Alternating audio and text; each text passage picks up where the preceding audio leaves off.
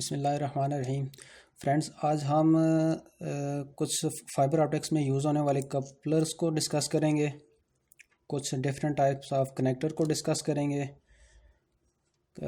हम स्प्लिटर के बारे में जानेंगे और फाइबर ऑप्टिक्स में यूज़ होने वाले पैच कार्ड्स के बारे में देखेंगे कि इनका क्या पर्पज़ है, इनकी डिफरेंट टाइप्स को देखेंगे और इनके यूज़ केसेस को देखेंगे।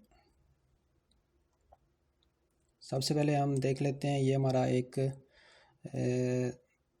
कपलर है जो कि हम यूज़ करते हैं फाइबर ऑप्टिक्स में। इसके डिफरेंट पर्पज़ हो सकते हैं, एक लूप बैक देने के लिए भी यूज़ कर सकते हैं और इसी को अगर हमारा पैच कार्ड छोटा है तो उसको एक्सटेंड करने के लिए भी यूज़ कर सकते हैं। ये दोनों साइड इसकी एससी होती है, ये एससी कनेक्टर है और इसके साथ एससी कपलर ही लगेगा। ये शेप आप देख लें, ये एससी कनेक्टर की शेप है। कलर इसका डिफरेंट भी हो सकता है, ग्रीन भी हो सकता है, वो डिफरेंट पर्पज़ के लिए यूज़ होता है। वो कलर्स के बारे में हम अलग से वीडियो में डिस्कस करेंगे कि फाइबर ऑप्टिक्स में कलर कोडिंग क्या होती है। ये एससी कपलर है, ये एससी कनेक्टर है और ये जो मेरे पास पैच कार्ड है ये SC to SC patch cord है। इसके दोनों कनेक्टर, दोनों एंड पे कनेक्टर एससी लगा हुआ है।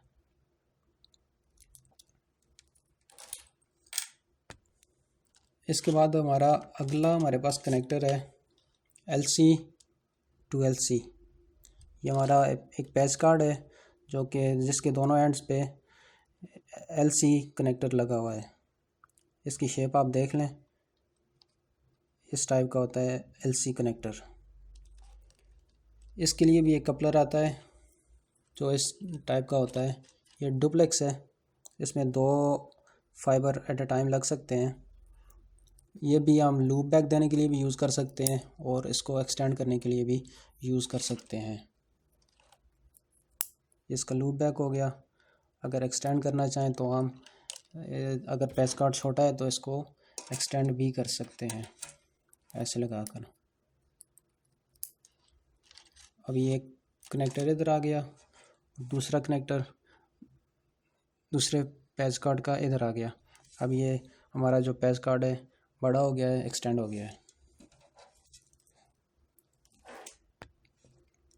अभी जो अगला कनेक्टर है हमारे पास, इसको हम कहते हैं एफसी कनेक्टर।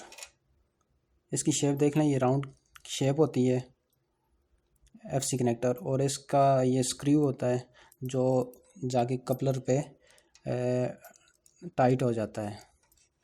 इसके अंदर थ्रेड्स होते हैं जो कपलर पे लगते ही टाइट हो जाते हैं। ये इसका कपलर है। इसका कपलर इस शेप का भी हो सकता है, डिफरेंट शेप का भी हो सकता है, इस शेप का भी हो सकता है। तो डिफरेंट शेप के इसके कपलर आते हैं। ये हमने एक तरफ लगा दिया पैच कार्ड। इसमें एक यहाँ पर एक नॉच होती है, अगर आपको नज़र आया कैमरे में तो ये नॉच इस कट में हमने बिठानी होती है, तब ये जाके फर्मली कनेक्ट होता है।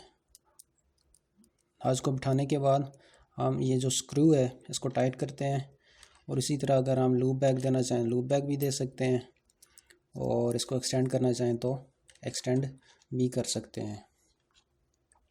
ये हमारा एफसी पैच कार्ड था जिसको हमने एक्सटेंड करना हो तो इस कपलर के ज़रिए एक्सटेंड कर सकते हैं, लूप बैक पर्पज़ के लिए भी यूज़ कर सकते हैं। अच्छा, इसके अलावा हमारे पास ये डिफरेंट पैच कार्ड हो सकते हैं। इनके पैच कार्ड के एंड पर डिफरेंट कनेक्टर भी हो सकते हैं। जैसे ये हमारे पास एक पैच कार्ड है जिसका एक एंड एफसी है और दूसरा एलसी है। पहले हमने पैच कार्ड देखे थे, ये जो दोनों एंड पे एससी था, एससी कनेक्टर हो गया और ये एफसी टू एलसी कनेक्टर हो गया। इसी तरह हमारे पास ये एफसी टू एफसी कनेक्टर था, इसके बाद हमारे पास LC to LC connector patch cord भी हो सकता है। ये इसके दोनों एंड पे LC कनेक्टर लगा हुआ है। इसके अलावा हमारे पास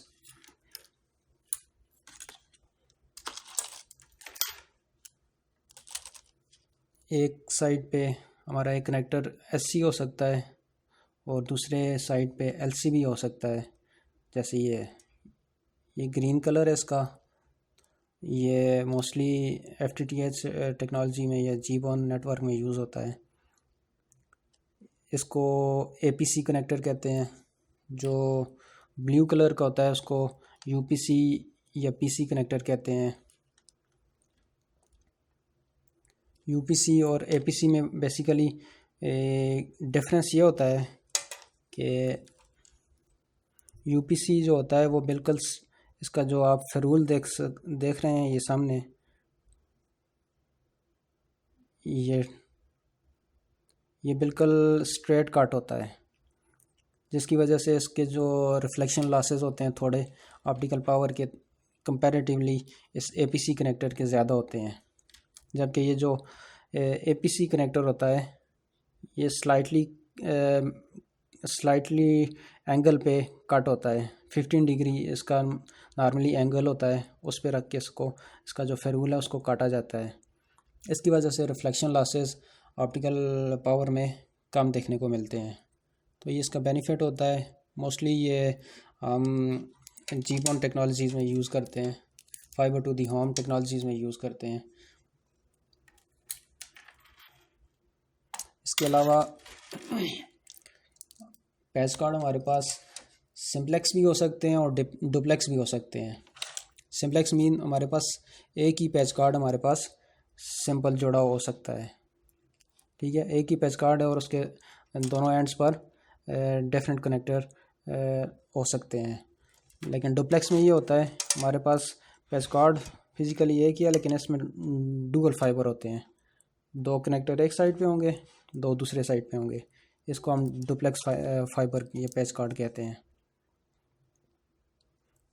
ये पैच कार्ड वहाँ पे यूज़ होता है जहाँ पर नॉर्मली RX TX जो पावर है वो अलग से ट्रांसमिट और रिसीव होती है, अलग अलग फाइबर पे होती है। इसके बाद हम ऑप्टिकल फाइबर में यूज़ होने वाले स्प्लिटर, मुख्तलिफ़ किस्म के स्प्लिटर यूज़ होते हैं, वो भी देख लेते हैं। एक स्प्लिटर हमारे पास ये पड़ा हुआ है। स्प्लिटर की डिफरेंट टाइप्स हो सकती हैं, डिफरेंट शेप होती हैं, डिफरेंट पर्पस भी होते हैं। ये हमारे पास जो स्प्लिटर है ये 1x2 का स्प्लिटर है। 1x2 का मतलब ये है कि एक इनपुट है इसकी, मतलब इसको इनपुट को हम ऑप्टिकल पावर प्रोवाइड करेंगे और वो ये स्प्लिटर जो है उस ऑप्टिकल पावर को 2 आउटपुट में कन्वर्ट कर देगा। कन्वर्ट करते वक्त इसका हर स्प्लिटर का अपना अपना लॉस होता है। 1x2 स्प्लिटर जो होता है उसका लॉस 3.5 dB होता है। मतलब अगर इसका मतलब ये है कि अगर हम -5 dBm पावर प्रोवाइड कर रहे हैं इनपुट पर, ये रेड वाले पर इधर -5 dBm अगर प्रोवाइड कर रहे हैं तो हमारे पास आउटपुट में 3.5 dBm पावर लॉस हो जाएगी। 3.5 dB के लॉस के बाद हमारे पास इन दोनों आउटपुट पर हमें -8.5 dBm पावर मिलेगी। तो इस तरह के डिफरेंट हमारे पास स्प्लिटर होते हैं। ये 1x2 स्प्लिटर है, इसका 3.5 dB लॉस है। अगर 1x4 होगा तो उसका लॉस डबल हो जाएगा, मींस 7 dB हो जाएगा। 1x8 होगा तो उसका अकॉर्डिंगली हमारा लॉस बढ़ जाएगा, 3.5 dB उसका मज़ीद बढ़ जाएगा, मींस दैट के 10.5 dB हो जाएगा उसका लॉस। इसी तरह अगर बढ़ाते जाएंगे 2 के मल्टीपल में इसको इसके आउटपुट्स को, तो हमारा लॉस भी उसी तरह 3.5 dB के अकॉर्डिंग इंक्रीज़ होता जाएगा। इसके बाद हमारे पास एक ये कन्वर्टर कपलर है, ये सिंपल डायरेक्ट कपलर है। ये एससी को एलसी में कन्वर्ट करता है। ये डायरेक्ट जाकर किसी भी इक्विपमेंट जो एसएफपी हो या कोई भी इक्विपमेंट हो उसमें डायरेक्ट लग जाता है, और आउटपुट पे हम एलसी पैच कार्ड कनेक्ट करके आउटपुट हम ले सकते हैं।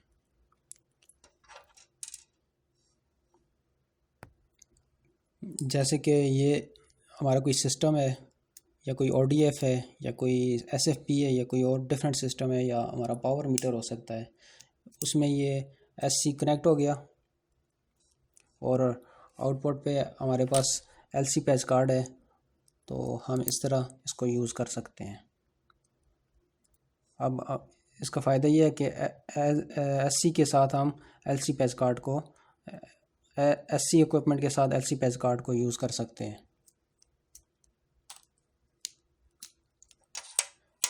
इसी तरह हमारे पास ये कन्वर्टर है, ये जो है हमारा एलसी टू एफसी कन्वर्टर है। इसका यूज़ केस भी आपके सामने ही है कि हमारे पास एक साइड पे हमारा एलसी पैच कार्ड लग जाएगा और दूसरी तरफ कोई भी सिस्टम हो उसमें जो एफसी बेस सिस्टम होता है, वो हमारा ऑप्टिकल पावर मीटर हो सकता है, कोई ओडीएफ हो सकता है, कोई ट्रांसमिशन सिस्टम हो सकता है, उसमें हमारा ये कन्वर्टर लग जाएगा, इस तरह टाइट हो जाएगा और आउटपुट पे हम एलसी पैच कार्ड लगाकर आउटपुट हम कहीं भी ले जा सकते हैं।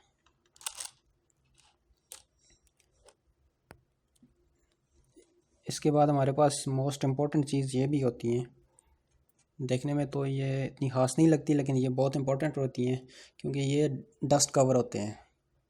कोई भी आपका ऑप्टिकल फाइबर सिस्टम है तो उसको इनके ज़रिए कवर करना इंतहाई ज़रूरी होता है,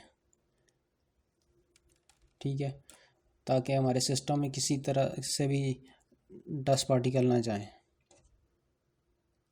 इस तरह कवर हो जाता है और अब इसमें डस्ट नहीं जा सकती।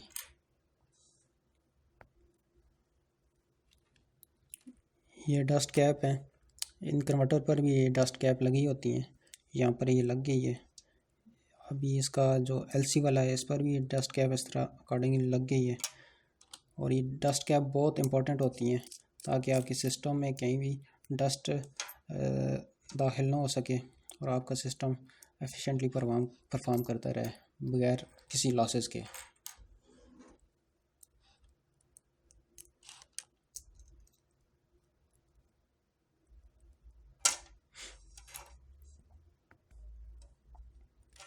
इसके बाद हमारे पास अटेन्यूएटर होते हैं।